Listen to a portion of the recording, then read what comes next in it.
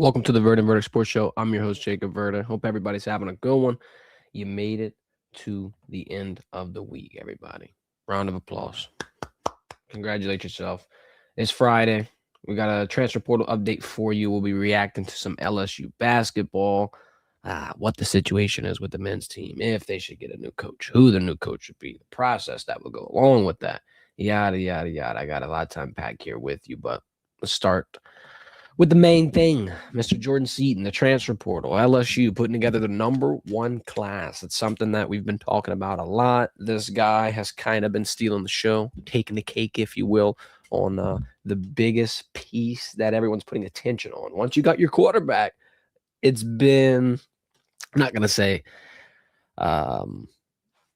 down in terms of hype around prospects, because when you're building a class like this and you're signing 39 to 40 transfers, there's hype all around. But the next biggest area that LSU had to target was that offensive line.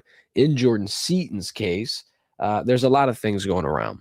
Some people are talking about the money. Some people are talking about potential members in his party, like an uncle wanting another university and him wanting somebody else.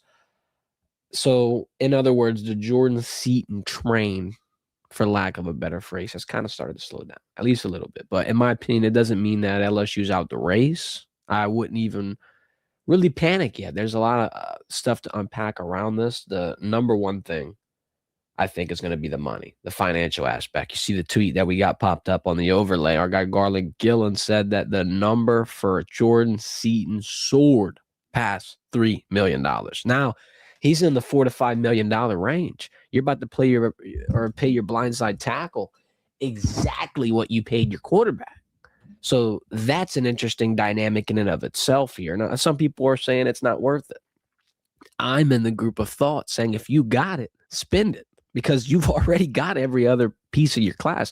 And I get it. There's a lot of things that are going to go into play here. And there's also the fact that it's taking that big of a shot worth it on one singular player, in my opinion, when it's the biggest crutch on the offensive line, the blindside spot, the spot theoretically that Will Campbell held down for 3 years.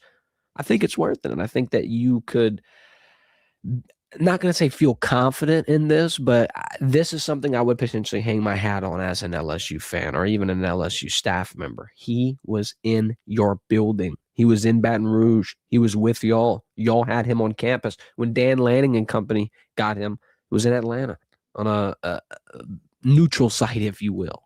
Now, I'm not trying to say that Oregon doesn't have a good shot, because I think they have about as good of a chance theoretically as LSU right now. Word on the street is Jordan Seaton wants to play for LSU. There's going to be some background things that have to get ironed out. Now, I'll say this, with Lane Kiffin being your head coach, you got a good X factor. I mean, the dude's taking late night private jet trips to chase down Sam Levitt. He did it with Jordan Seaton as well, bringing his private jet to Atlanta and talking with him after the Oregon visit. If there's anybody that can figure it out, it's Lane Kiffin. It's an X factor for any roster in college football. It's definitely going to cost them a lot of money, though. Now, it's the cherry on the top. You know what I mean? Jordan Seaton would be the final piece of this entire run that can put LSU in a really competitive spot next season, almost instantly.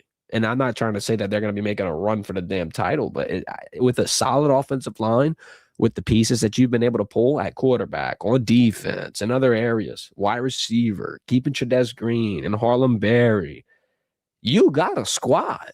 You've got a very, very good squad. I can't lie to you. Now, it would also put LSU in the breath of having the best transfer portal class, arguably, in the transfer portal era.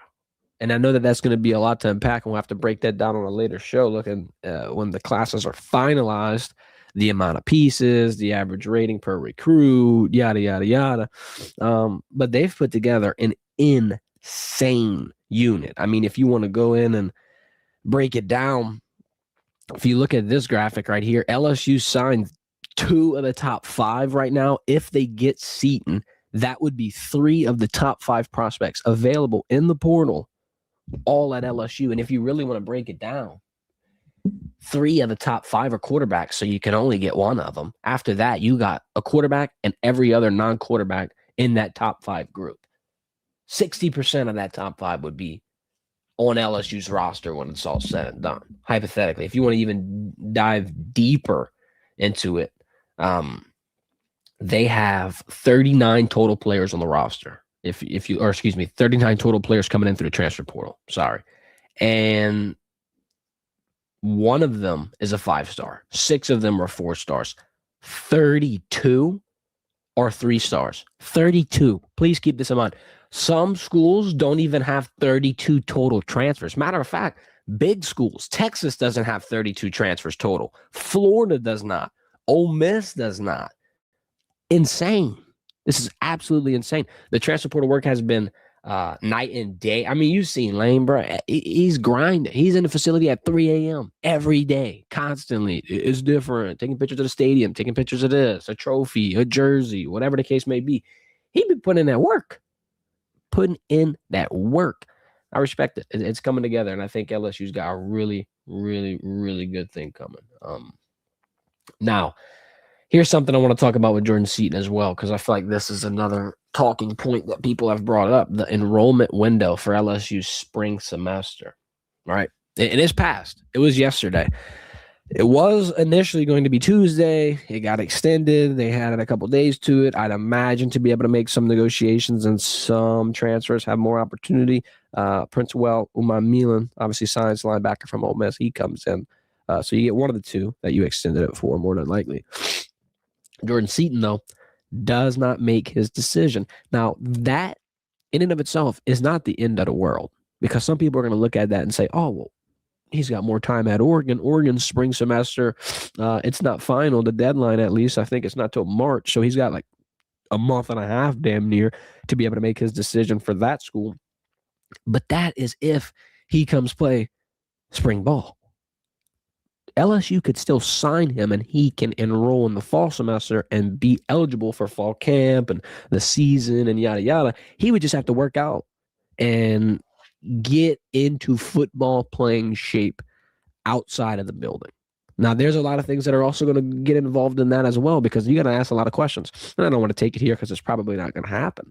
But what if, let's say, you pay him this $4 million, all right, and he says, well, it's not even about him saying it. He won't be able to play spring based on the deadlines, based on the enrollment period that passed. Now he's on his own. What if he hurts himself outside of the building? What goes into that? What goes into the fact that, okay, now you're going to have to do external things with other people, not in our facility, whatever the case may be.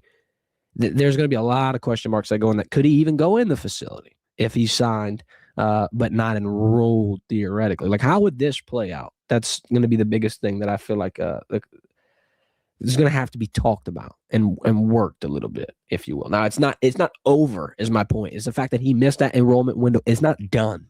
Seaton is not going to be like, oh, well, I'm just going to Oregon because I can't play spring ball at LSU. No, I mean, having him for fall would be better than not having him at all, in my opinion. Naturally, you want your whole team together for spring ball, but I don't know. And with recruiting, too, I want to say this, side note, asterisk, you never really know. You never really know anymore. This could take a sharp left turn, and either a random school pops out the woodwork, or shit, he could even, I'm not going to say he will, but like in this day and age, you could see him stay last minute. And I doubt that happens, but it's just saying you really never know in today's era. So I don't know. I would feel like LSU's not out the race. I wouldn't put your swords down, if you will, but it's getting a little more competitive. But once again, you could put yourself in elite company right here. 3 of the top 5 recruits would be pinned to LSU in this portal cycle, which is phenomenal. I mean, I can't lie. You added Prince right after we went live, quite frankly, like right after the show ended, he signed within a 15-minute window. And why not? Like, TJ Doherty came over. Obviously, Lane Kiffin came over. Blake Baker's a great coach, a nice players coach, repping the cleats, getting in there with y'all, getting dirty. It's a solid guy to play for. It feels like a no-brainer for Prince to be able to enter the portal, come to LSU. I think he's a starter. Blake Baker obviously loves the 3 linebacker schemes. You're replacing not only just Harold Perkins, though. you're replacing Wes Weeks, which is something that kind of not necessarily went over my head recently, but we've been talking about TJ Daugherty and his implementation and the fact that it comes at a good point when you're replacing a very, very talented player in Harold Perkins. Now, theoretically, you got two linebackers in the portal that can replace the two linebackers that you lost in your starting lineup. You got Whit Weeks, you got Prince, you got Daugherty. Blake Baker's area of expertise is linebacker. That's the position coach that he coaches, besides being a total defensive coordinator. Those pieces getting added in the portal helps him scheme pressure now. 100%. Helps him all over the place. Helps you not get put into a mismatch when you have that much trust in your linebackers because they can go get the tight end or the running back, or they can go get those short, tricky, I don't want to call them check down routes, but I mean, if you could take away the check down, your corners like DJ Pickett and PJ Woodland are putting straps in the secondary. That pressure can get home. That quarterback is sitting there in that pocket, getting a little cold, getting a little antsy, if you will. So, I mean, Blake Baker adding these pieces is just phenomenal. Princewell, 9 sacks last year in his only year at Ole Miss, almost double-digit season. Phenomenal player. Like I said, I think he's a starter. And now you got Ole Miss's damn near whole linebacker core, which is pretty funny. But I want to talk about this as well. 39 commits. The word on the street, and I'm not trying to say that this is true or not. Matt Bowers tweeted this, the car dealership owner. I think he's got a Ford dealership. He's got all kinds of dealerships in the New Orleans area. We talked about him a little bit in terms of him being an Ole Miss booster and yada, yada, yada. You heard the name before. He's allegedly saying, or he's not allegedly saying it, he said it, but he's saying LSU allegedly spent $40 million on this roster. That's the word on the street. Now, I'm not going to confirm or deny it. I'm just saying LSU is dropping a bag in the portal. If you do the math, 39 players, $40 million. That's damn near $1 million a player. $1 million a player. Oh, my God. The quarterback getting $5 million in and of itself is interesting because now, let's say 3 years ago, 4 years ago, before this portal era is ensued, you probably not paying $5 million for your whole roster. Now you're paying $5 million for one individual player. And then you got a left tackle asking for damn near $5 million in and of itself. Very interesting. I think the statistic that I really like the most, if you look at the number 2 class in the portal and the number 3 class, 27 commits for Ole Miss, 17 commits for Texas. Like I said, LSU, insane with the amount of 3-stars that they have. Insane. Some schools don't even have as many 3-stars as they got total, which is insane. Insane. Yeah, Jordan Seaton. That's my Jordan Seaton update. So we will obviously continue to break this down. We'll be monitoring it, if you will. I'd imagine it kind of drags out here, though. I'm not trying to say that he doesn't have to make a decision shortly, and naturally making a decision shortly would be better for everybody, every school, every person, every player, every coach, yada, yada, yada, every fan, the whole 9 yards. Now, I wonder if the longer that he waits, what team benefits the most from it. It might be Oregon. And this is just a guess here, but if he went to LSU on campus and the visit, the more days that pass from it, I'm not going to say the more that you forget and the more that it kind of just is out of sight, out of mind, but I don't know. I feel like they should have struck when Seaton was on campus, and the fact that he went and let Oregon, have that little tiny crack in the door is going to allow Lanning to potentially pry it open and just bust right through the damn thing and take him. That's my opinion. I think that if LSU was really, really, really locked, they probably would have been able to get it done, especially before that Thursday window. Now I think you're worried. It could be a coin flip. But like I said, LSU's not out of it. It's not completely done.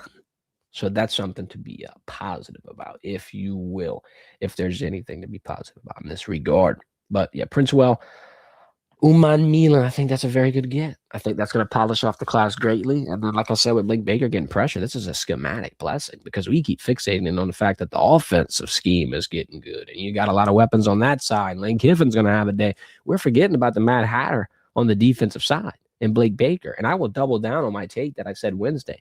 Blake Baker being retained on the staff and him not going to get another job, whether it be Tulane, whether it be JMU or all the different jobs he was tied to, I think, Memphis, even, whatever the case may be. The fact that LSU kept him in the building is going to be the biggest catalyst for this team going forward. Sure, the offense is phenomenal. Defense wins championships, and that defense was a bright spot on a team that really didn't have much to be positive about, if you will. You're getting waxed. LSU's losing 4 games. You went from the 3rd ranked team in the country all the way down to out of the playoffs and firing a coach. And the one level of consistency on that team all season long was that LSU defense. Now, did they have moments against an Ole Miss or an Alabama where they kind of got pushed to their limit, especially Texas A&M? Yes, it happens. That defense, though, with the right personnel and with the right support, having it be complementary, having the offense not get them right back out there, actually giving them time to rest, actually giving them points to be able to cushion a lead off of, that changes everything. I think that this team is cooking, man. I can't lie.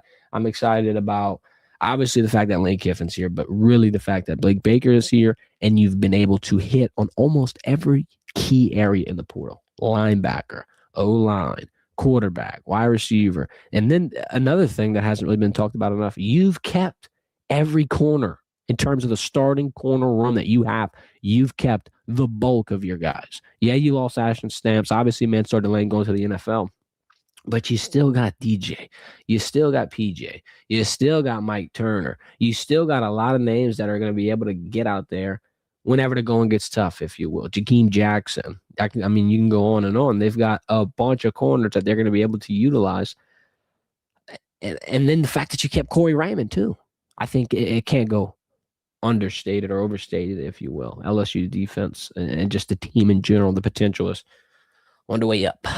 On the way up, no doubt. Suck LSU hoops. LSU hoops.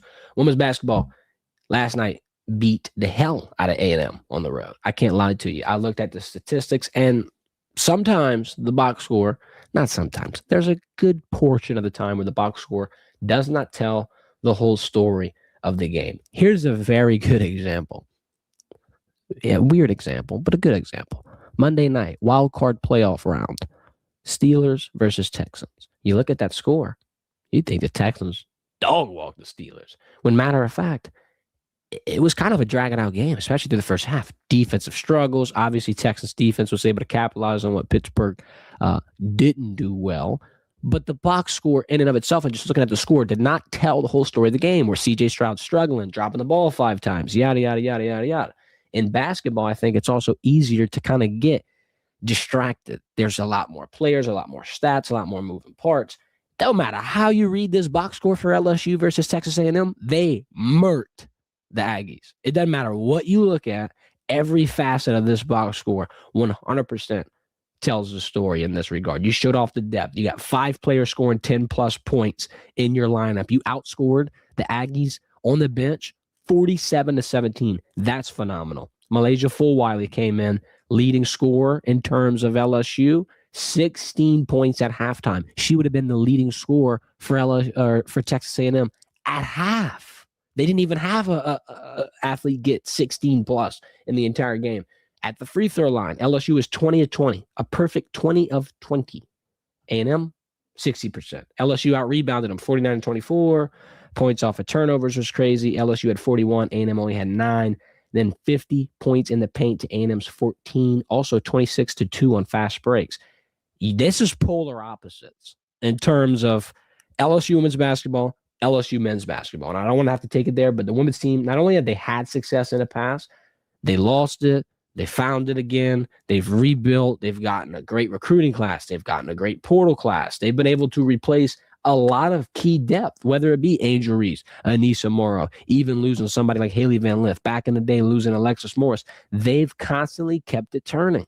And it is a different situation, if you will. But LSU got a problem with the men's team digging the hole, because now you've got a tough question to ask yourself through these next few weeks. And I've been popping the question up on the stream. If you've been watching, you'll know. There's a very good chance that the men's team doesn't have a head coach to finish this season with how this run is going on, if you will. Now, let me add this little area of context, because this is it's unfair to talk about this and not mention the fact that Matt McMahon inherited a horrible situation. Obviously, the Will Wade drama when he got fired. You had a couple of players, and Tari and Darius, go to the NBA draft. Then every other scholarship player, and I mean every other scholarship player, is gone. You have no scholarship players on the roster. Zero. Zilch. Nada. A few recruiting sanctions in terms of losing scholarships and just some restrictions on what you're able to do from a roster building standpoint. But he came to LSU, and they were going to give him time, and they were going to give him a chance to get this program back. I'm not going to even say to its glory days, because like LSU's men's basketball program has never really been that big. But with Will Wade, you were in the tournament and you were being talked about. And even in the SEC conference tournament, you had a chance. You won the damn thing in 2020. But you've never been back into that competitive area with Matt McMahon. Now, is it because of what he inherited? I think that does play a big role into it. I'm not going to lie. Not to mention, too, I want to add this point as well. The SEC is getting so competitive in basketball that it's tough, because the entire school is, or not the entire school, but I would say the entire fan base prides themselves on LSU sports being competitive in almost every regard. Baseball, gymnastics, women's basketball, football, hopefully. You can even throw track in there. Men's basketball has been the laggard of those sports groups for the last few years. Last year, 2 of the 4 teams in the Final Four were SEC. Then the year before that, you had Alabama in the Final Four. So you've got some groups. You've even got phenomenal head coaches in the SEC, like Nate Oates, Ty Golden, John Calipari, Rick Barnes at Tennessee. I mean, they've got a depth aspect in this conference that I don't know if LSU can catch up to. Like, LSU is not even in the topic of discussion for men's basketball. Women's basketball, of course, are one of the best teams in the country. In football, they're building one of the biggest rosters with one of the most talked about head coaches. In baseball, same thing. People are thinking the defending champs are just going to run the table again. Like, there's so many standards at LSU, and I just can't stress enough how the men's team is missing the mark on just about every single damn one. He did rebuild the roster like his first year with a lot of pieces from Murray State because he wasn't able to do much, like KJ, Juice Hill, people like that. Now, I don't know what you do in this situation. I can't lie, because they're not going to be a tournament team. There's no real positive outlook for this. I can't lie to you. So it's either, do you wait another year and make the problem worse? Do you fire him and put yourself in the water now? It could be an expensive move. Like, you're spending so much money on this transfer portal with the football team, and $40 million, like we're hearing, and all this good stuff. You're buying out Brian Kelly, and you're paying Lane Kiffin, you're paying the whole staff. I just don't know if they want to commit to that project, if you will. I got the contract right here for Matt McMahon, the agreement pulled up on the screen. You can full screen it. If you look, the July 1st, 2026 through June 30th, that line right there is where we currently are at. 4 payments left. If you do the math, 2.6 plus 2.7, 2.8, 2.9, it's an increasing salary annually. They owe him roughly $10 to $11 million left. They signed a 7-year deal with Matt McMahon. They gave him 7 years to come in and build this program and get LSU back to competitive status. And they shot themselves in the foot, because this was a unproven coach, quite frankly, an unproven coach. Sure, the John Morant, connection and that is very good to have under your belt, but I'm not seeing any type of substance now at LSU. I'm not seeing any type of competition. I'm not seeing them make a tournament. I'm not seeing them get close to making a tournament. This would have been the year with the most hope of them doing that and achieving that and getting into the March Madness dance. They're not going to come close. And now you have to ask a really tough question. And then you're going to have to ask a tough question in regard to, who are you hiring? You fire Matt McMahon. Okay, cool. Who are you going to get? Because it's going to be another unproven, cheap coach that's going to have to earn his way. A lot of people are going to say Will Wade. Now, here's the thing about Will Wade. It'd be cool. Like, it would be great. I would be excited. I would be very, very excited. However, so you buy out Matt McMahon for $10 million. Will Wade has a $5 million buyout at NC State. Now, before you even put a roster together and before you even give Will Wade money, you're giving 10 to Matt, 5 to NC State to get Will. You've already made this a $15 million project. Let's say you give 5 to Will in the first year, 20. Let's say you put 5 on the roster entirely. Shit, let's say you put 7. You're looking at almost $30 million you're spending on a men's basketball project. It just doesn't make sense to me because I'll tell you what, I'm going to rip the Band-Aid off. They are not close to being the Golden Goose. It's football. By far, it's football. Then I would argue it's baseball. Then I would argue it's women's basketball. Now you're on the same tier as every other sport under that. Men's basketball and then so on and so forth. You're not even in the top 3. So justifying spending that much money, I think, would be really tough. Not to say LSU doesn't have it. Obviously, the NIL, rev share, this whole last 2-year stretch for them has been phenomenal from a financial standpoint. They've really figured it out. I just don't know if this is what you do. If you can get the money to spend them, I do think it's a home run hire. And we got our guy Damon. Good morning, dog. I'm glad to see you. I saw that comment. Why does everyone want Will Wade so much? It's because of what he's been able to do. At LSU, sure, he had success, and it ended roughly. And I think that's something that you're going to have to know is that you didn't get that, I don't want to say closure, but you wanted to watch Will Wade do what he did at McNeese, but at LSU. That tournament run, the Amir Khan hype, all this good stuff, that could have been LSU. That could have been the purple and gold hooping in the March Madness tourney. That's what I think makes him so special. He's been put in a really tough situation where he lost his job at LSU, and we can talk about that around and around and around. He goes to McNeese. He finds success. He gets a very good job, goes to NC State. Now, naturally, you want to see success. Let me go check in on their record here. 5th in ACC. They just beat number 18 Clemson in overtime 3 days ago. So, I mean, that's very impressive. They beat the hell out of Florida State. Let's see their record-wise. 13-6. No, interesting. Turnover area, I guess, or turnaround period with the transfer portal, if you will. But my take on that would have been you might want to see a year at NC State. But all in all, I think he can build a roster and he can build a program. And I'm not going to say if you can do it at McNeese, you can do it anywhere. But I kind of feel like that.